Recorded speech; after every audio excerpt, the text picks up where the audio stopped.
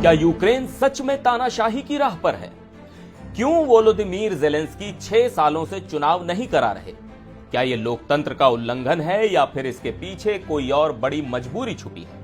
और अमेरिका के राष्ट्रपति डोनाल्ड ट्रंप इस मुद्दे पर ज़ेलेंस्की पर क्यों हमलावर हो गए हैं? आइए पूरी कहानी विस्तार से समझते हैं। नमस्कार, मैं हूं सिद्धार्थ प्रकाश। रूस यूक्रेन युद्ध को अब 3 साल होने वाले हैं और इस दौरान यूक्रेन में एक भी चुनाव नहीं हुआ। राष्ट्रपति ज़ेलेंस्की 2019 में चुने गए थे, लेकिन अब 2025 आ चुका है और चुनाव करवाने का कोई नामो निशान नहीं दिख रहा। अमेरिकी राष्ट्रपति डोनाल्ड ट्रंप ने हाल ही में ज़ेलेंस्की को तानाशाह तक कह दिया और आरोप लगाया कि वो युद्ध का बहाना बनाकर चुनाव टाल रहे हैं ताकि अमेरिका से आने वाली फंडिंग बनी रहे। लेकिन हकीकत क्या है? क्या ज़ेलेंस्की सच में सत्ता से चिपके रहना चाहते हैं या फिर हालात ऐसे हैं कि चुनाव करवाना नामुमकिन हो गया है?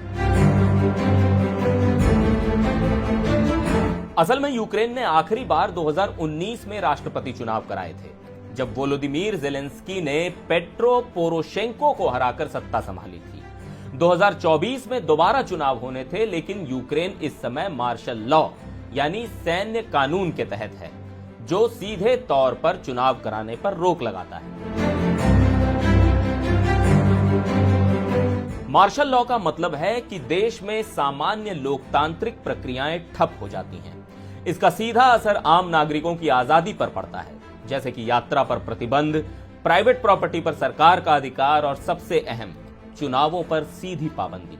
यूक्रेनी संविधान के मुताबिक जब तक मार्शल लॉ लागू है, तब तक कोई भी राष्ट्रीय या स्थानीय चुनाव नहीं कराए जा सकते। युद्ध शुरू होने के बाद से अब तक मार्शल लॉ 14 बार बढ़ाया जा चुका है और अभी ये 14 मई 2025 तक लागू रहेगा। अब सवाल उठता है, क्या ज़ेलेंस्की जानबूझकर चुनाव नहीं करवा रहे? ट्रंप और उनके समर्थक कह रहे हैं कि ज़ेलेंस्की तानाशाही की ओर बढ़ रहे हैं, लेकिन ज़ेलेंस्की का तर्क यह है कि युद्ध के बीच चुनाव कराना न सिर्फ असंभव है, बल्कि गैर जिम्मेदाराना भी होगा। उन्होंने कहा है कि जब तक रूस के साथ युद्ध खत्म नहीं होता, तब तक चुनाव करवाना अव्यावहारिक होगा। अब डोनाल्ड ट्रंप क्यों इस मुद्दे को हवा दे रहे हैं? दरअसल अमेरिका में ट्रंप की वापसी के बाद यूक्रेन को मिलने वाली आर्थिक मदद पर तलवार लटक रही है। ट्रंप पहले ही कह चुके हैं कि अमेरिका अनगिनत डॉलर यूक्रेन को नहीं दे सकता। ऐसे में वो ज़ेलेंस्की पर दबाव बना रहे हैं कि या तो चुनाव कराओ या फिर फंडिंग पर असर पड़ सकता है। इसके अलावा रूस भी लगातार ये नैरेटिव बना रहा है कि ज़ेलेंस्की एक अनडेमोक्रेटिक लीडर है और बिना जनादेश के सत्ता में बने हुए हैं।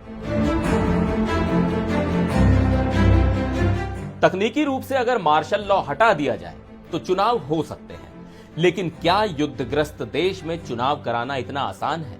यूक्रेन के लाखों लोग शरणार्थी बन चुके हैं, कई शहर बर्बाद हो चुके हैं और जंग अभी भी जारी है। ऐसे में चुनाव कराना कितना सही होगा, ये एक बड़ा सवाल है। तो कुल मिलाकर ट्रंप और ज़ेलेंस्की के बीच इस मुद्दे को लेकर तकरार तेज हो चुकी है। ट्रंप इसे तानाशाही का नाम दे रहे हैं, जबकि ज़ेलेंस्की इसे सुरक्षा कारणों से जरूरी कदम बता रहे हैं। लेकिन यह साफ है कि जब तक रूस यूक्रेन युद्ध खत्म नहीं होता, तब तक यूक्रेन में लोकतांत्रिक प्रक्रिया बहाल होना मुश्किल ही दिख रहा है।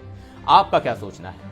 क्या ज़ेलेंस्की को चुनाव कराना चाहिए या फिर मौजूदा हालात को देखते हुए उनका फैसला सही है? हमें कमेंट में बताएं और वीडियो को लाइक और शेयर जरूर करें।